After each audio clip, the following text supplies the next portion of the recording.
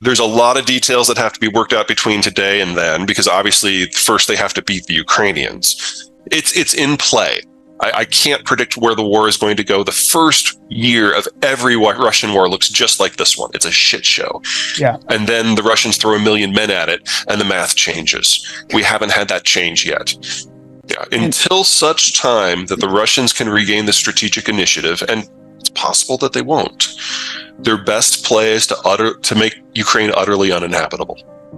Well, this is their last real conventional war.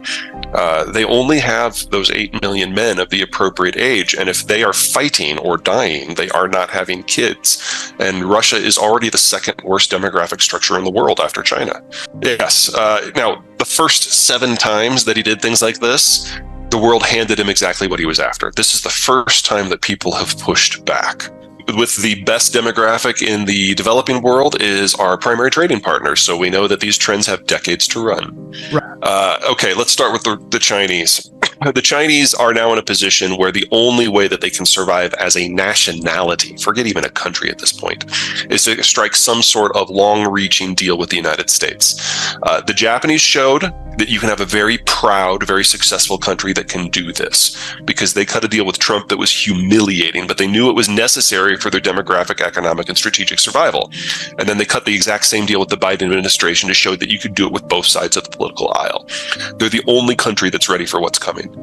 Oh, it's a trade deal on Trump's terms. So every niggling issue in the relationship was resolved and hardwired into the Japanese system according to Trump American preferences permanently.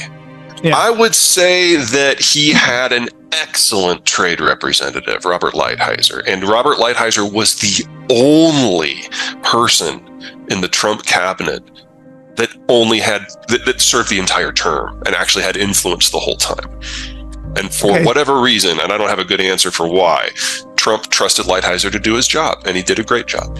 The Chinese have proven that they can't reverse engineer mid and high quality semiconductors. They can only do the low end and only with imported equipment.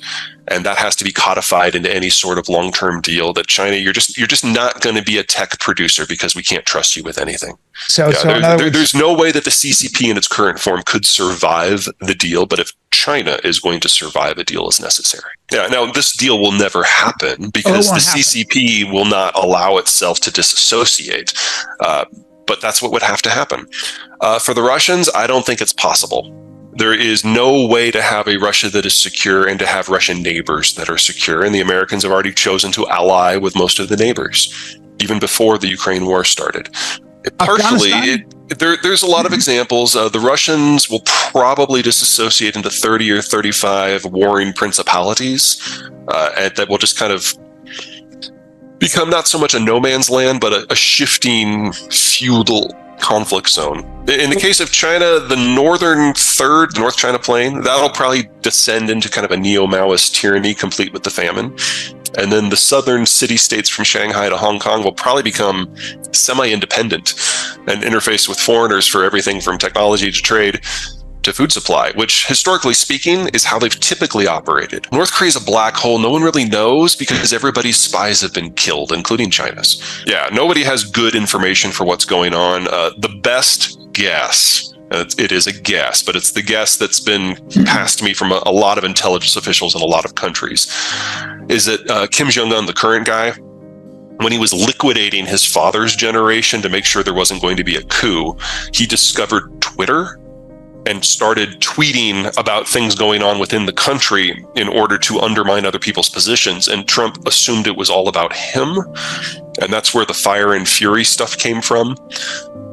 Because Trump assumed fire and fury meant Trump, and it really meant Pyongyang. And so Trump was like, well, I've got a bigger button. I can have more fire and more fury. And the Chinese found out about the fact that the Kim administration in North Korea was trying to calm the Trump administration down, which was leading to a conversation, which was leading to a summit. And the Chinese kind of lost it. And so they drug the younger Kim to Beijing to yell at him. And when it became apparent that they couldn't talk him out of meeting Trump, they put him in a little kiddie chair. And then they put Xi behind his big imperial desk with a booster chair so he could lecture down to the wayward province. Oh my God. Chinese loved it because it was very imperial. But Kim, on his way home, was like, call Trump, tell him that the summit's on. We're never talking to these fuckers again. They don't. No. It's like they are their largest trading partner, but they don't trade. So that really doesn't mean anything. North Korea is its own thing. And that makes it a wild card in every way that it can be. They could be suffering from a famine right now we wouldn't know about. Exactly. It's somewhere in the garden. I wouldn't put it quite that way, but think of it this way. The demographic transition that we have gone through since 1945 has defined a lot of our successes and a lot of our pending failures. So when birth rates started to drop in the 50s, when you had young adults with fewer kids, they had a lot more money to spend on things, and we got this consumption boom in various parts of the world. When those young adults went from their 20s and their 30s to their 40s, 50s, and early 60s, which is where they've been since 1990, they were saving for the retirement. So we had all this capital. And in order to make technology work at scale, to advance it at scale, you need a whole lot of money to push it through because you don't know what's going to work. So you work on a lot of different things at the same time, knowing that a lot of them aren't going to work out. Well, now that they're all moving into retirement, that capital is going away. And so the pace of technological advancement that we've been used to for the last 30 years was always just a moment in time. And during those 30 years, people drew a lot of straight line forecasts, assuming that the capital structure was never going to change. And that's where we got things like the singularity. That's where we got things like EVs. That's where we got the internet revolution. Well, the pace now has to not necessarily reverse, but slow down a whole lot because the money is no longer there. And there's no longer a lot of people in their 20s and their 30s to do the work in the first place. Crypto is a poster child for the environment of 1990 to 2022 when capital has been available in limitless volumes. There was never anything there. And now that the money is going away, crypto is going away. In a world where we have carbon taxes, crypto's value is negative. Why? It has no intrinsic value. It's not a method of exchange. It's not a store of value. As we're discovering, it's been an excellent vehicle for fraud. Yeah. And so its net value normally would be zero. But if it takes energy to produce it, and we have carbon taxes, then its net value is zero, or negative. It's negative. There is no reason to expect the energy complex in the United States to suffer, or the food complex. And we're probably going to see a doubling of the size of the industrial plant at the same time we integrate more tightly with Mexico than we have with any other country throughout our history. These are all good things. These are durable. These are large scale. These give us economies of scale. And on the other side of this, the North American system is going to rewrite the human condition.